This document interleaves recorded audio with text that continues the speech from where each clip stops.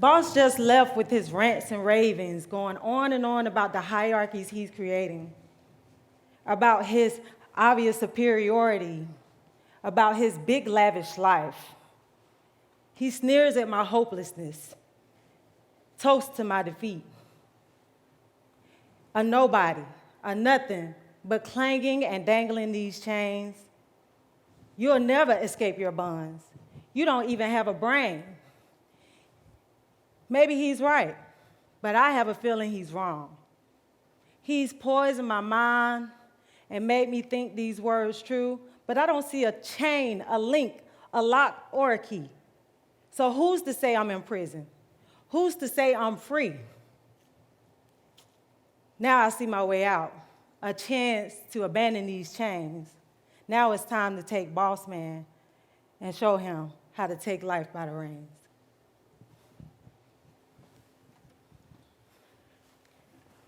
Martin Luther King took up the fight for civil rights. He just raised our consciousness to dizzying new heights. He died as a martyr at the way to few good nights. We know we are equal. Stand up, are you repressed? Stand up, are you repressed? Stand up, are you repressed? We know we are equal. My heart had known the horrors of mankind, but not the kind convictions handled out like some deals on Groupon. Every day at the last, a wasted downtime marathon. One day we shall be free. Help us, are you free men? Help us, are you free men? Help us, are you free men? One day we shall be home. True justice have no race, religion, color, gender, class.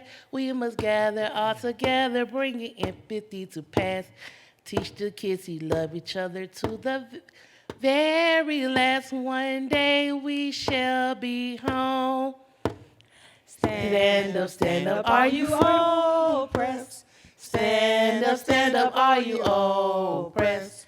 Stand up, are you oppressed? One day we shall have peace. Speak out, are you oppressed? Speak out, are you oppressed? Speak out, are you oppressed? One day we shall have peace. Do you believe me when I tell you I was tired and I thought about suicide daily in that cramped cell? I caught myself daydreaming how things used to be. Seeing people in movies, studying, wish it was me. Making money, telling lies, whatever they did, with them stars in their eyes, claiming they true. Another day, another dollar the state ain't got for me. They keep fussing about their money when they could have just set me free.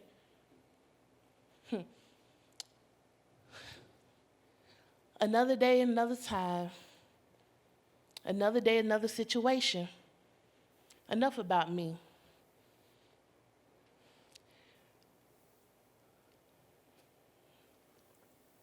Enough about me. Oh my God. This is really deep. I'm sorry for the emotion.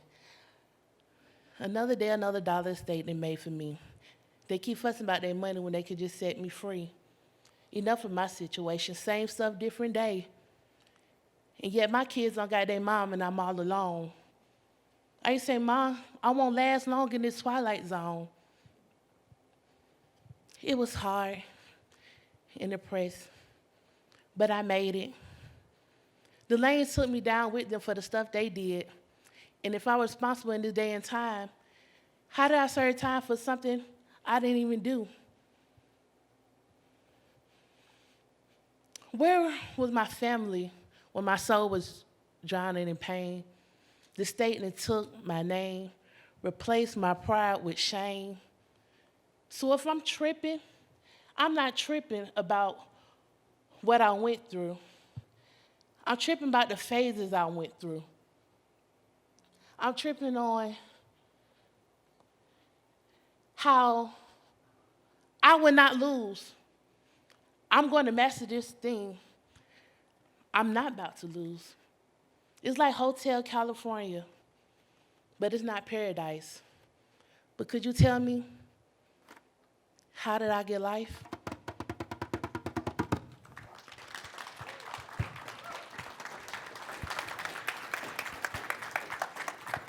I'm Wende Ballew. I'm the Executive Director of Performing Arts. This is Royal Grooms. This is Janelle Davis, and this is Gloria Parks. And they have demonstrated our program of creative critical thinking, or the results of creative critical thinking. That was an excerpt of a play that was created in prison after 2 years of studying the concepts of utopia, which our students quickly discovered was a lot of the concepts of utopia is exactly what their lives are like. So I'm here to talk to you today about play and how it helps us foster creative critical thinking. But before I go into that, I want to tell you a little bit about who I am and how I came to this conclusion. I entered a prison for the first time as a teacher in October 2009. Terrified. I wasn't terrified of the students or even of the place. I was terrified because I had never taught and I hadn't directed since I was in college 15 years prior. So I really felt like I was a little bit of an imposter. Sure, I had my undergraduate in theater, but I had focused on stage management. And then I went into construction, and then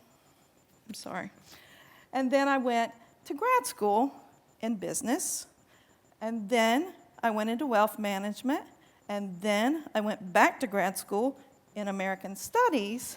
So here I was, walking into a prison to teach a class on acting, and I felt like a total poser. That first day, I walked in and was escorted into the prison, and I set up the room like what I felt like was like a very big open setting.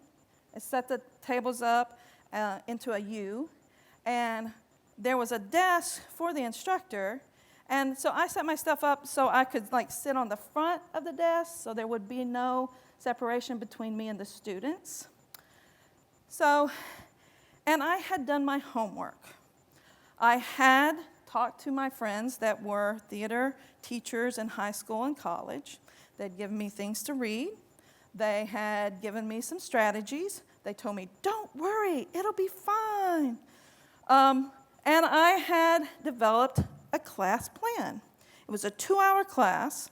And so I was using a text that described, put out objectives, described the exercise step by step, each exercise step by step, into 3 steps.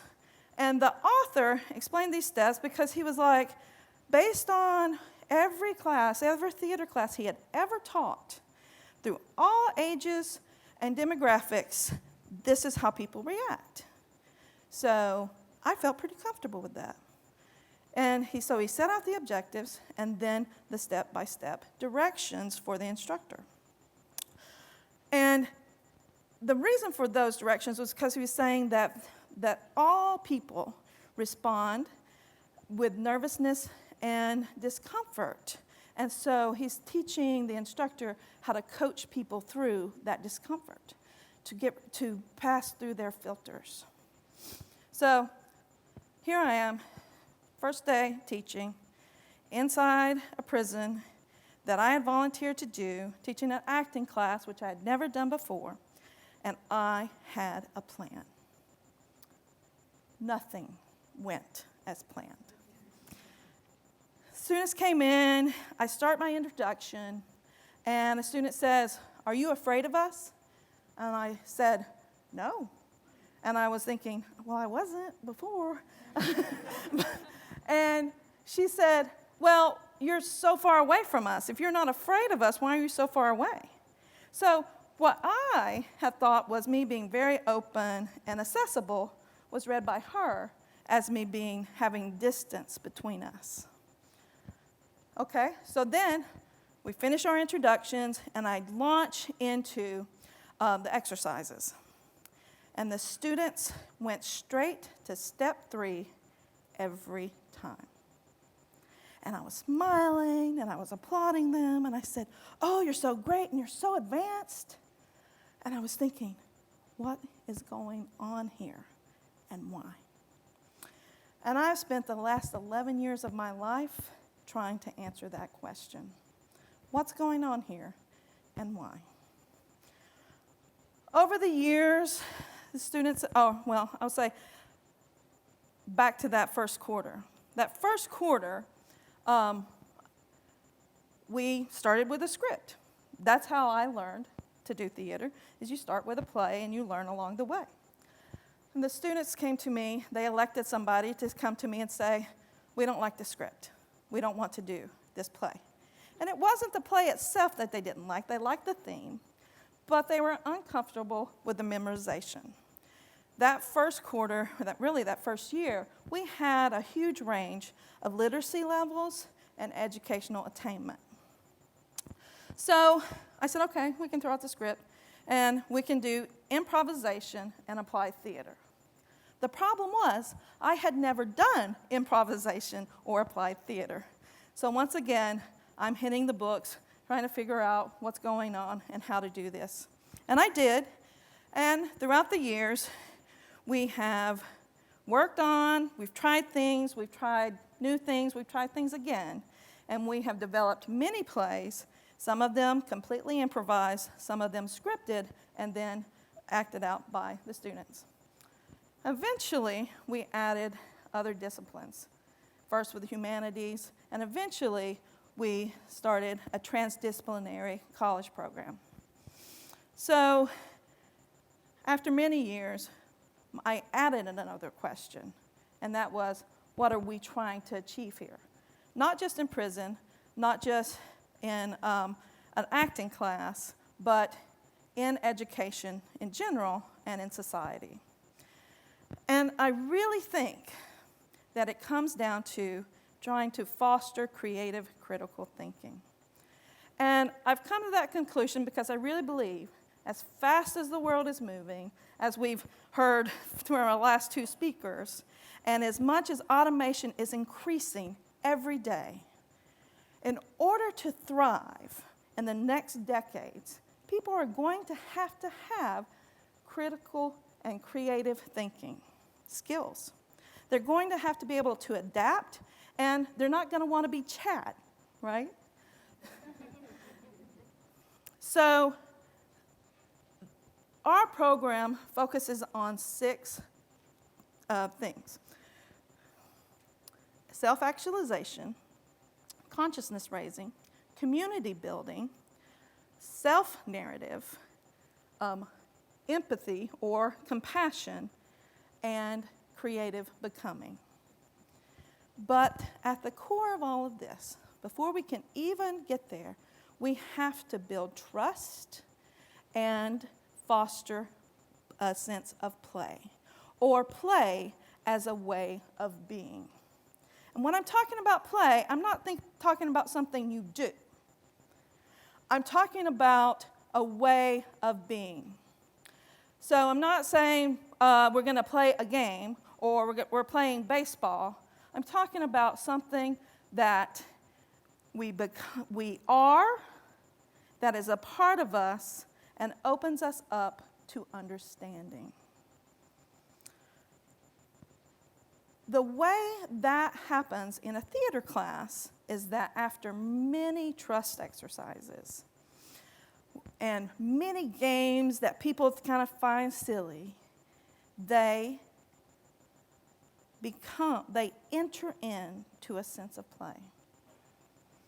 And it happens when people no longer worry about what they're going to say or do is going to be judged. And when, over the years, I've watched my own students and other people enter in, like collectively, into that sense of play, or play as a way of being. And when it happens, you can feel the shift in the room. And when it happens, it becomes a part of who that person is. And when it happens, then we can begin. And what I mean is that after that moment, people are open to understanding. They're open to learning.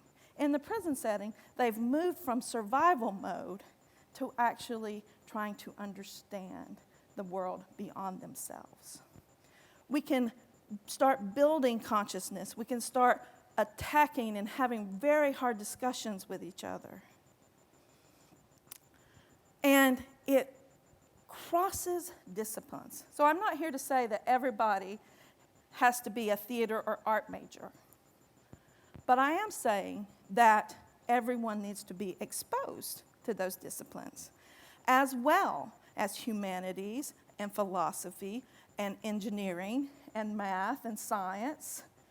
And that once a person enters into a sense of play as a part of their being, it goes across the disciplines. I don't train our instructors to start out with theater exercises in the algebra class.